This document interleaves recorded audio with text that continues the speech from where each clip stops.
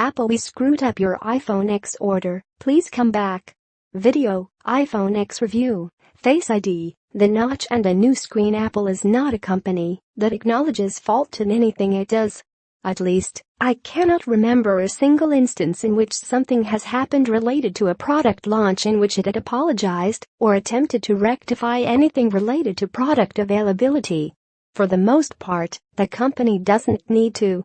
It has a loyal fan following that will never find fault in what the company does, since it's impossible for it to do anything wrong in the first place.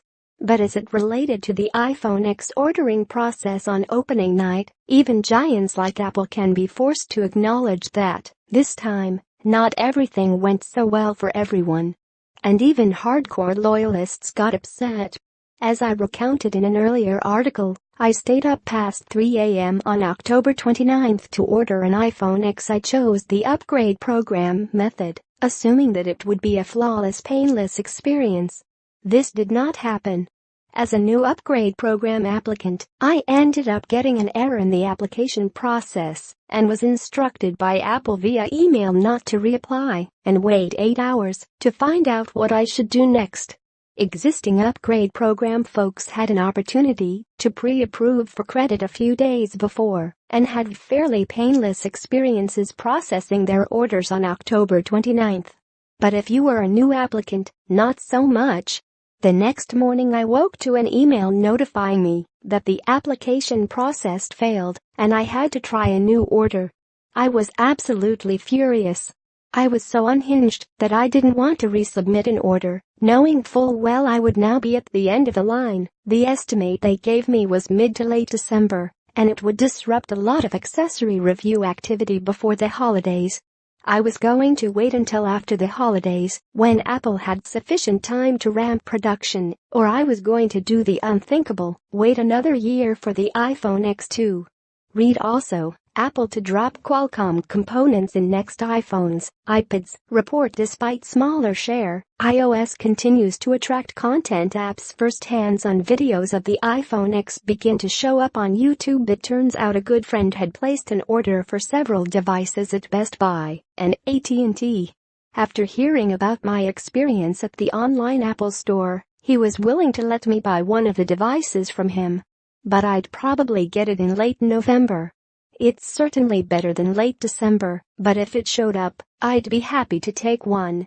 Knowing that at least I had one option, that for sure would get me a phone. Eventually, I pushed the entire aggravating experience out of mind for the entire day.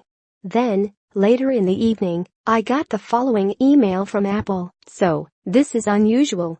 I certainly wasn't expecting special treatment by virtue of being a computer journalist and having slammed the company that morning. The company has never communicated with me directly, and I'm not part of that elite crowd of computer industry writers at mainstream publications that officially review the devices, but I was impressed the company was actually following up. I am guessing there was an abnormally large number of these sitting in their 80 transaction log with Citizens Bank, and that a significant number of sales were at stake. Read also, iPhone 8 helps Apple bounce back in China, but is it a trend, or just a blip?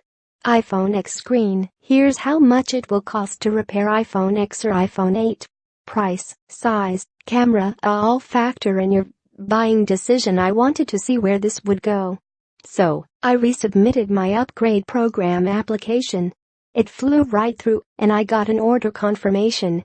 As soon as I did that, I emailed Apple per the instructions above.